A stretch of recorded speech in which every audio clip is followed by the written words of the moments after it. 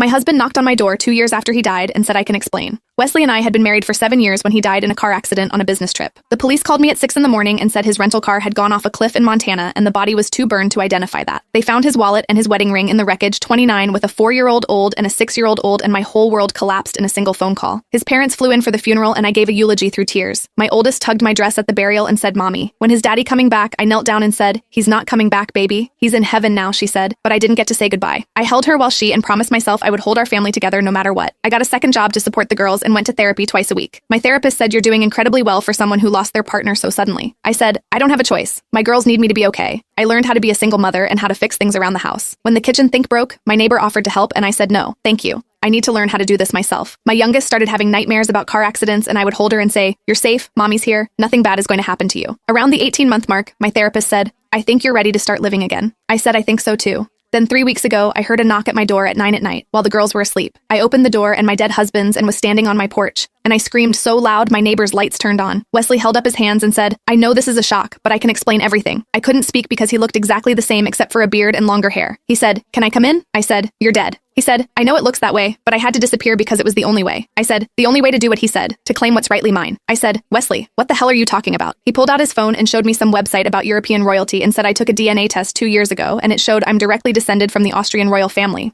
I'm a Habsburg, and I have a legitimate claim to restore titles and land. I stared at him and he kept going. He said I couldn't pursue it as a regular American with a family, so I had to shed my old identity. I staged the accident and went to Europe to prove my lineage. I said, "You let me think you were dead for 2 years because of a DNA test." He said, "It's not just a DNA test, it's my birthright, and I was meant for greatness, and I couldn't let a family hold me back from claiming my throne." I said, "Your throne, Austria, doesn't even have a monarchy anymore." He waved his hand and said, "That's a technicality because there's a movement to restore it, and when they do, I'll be in position." I started laughing and he frowned and said, "Why are you laughing?" I said, "Because you destroyed our entire family for a..." He said, "It's not a fantasy because I have the documents and the proof."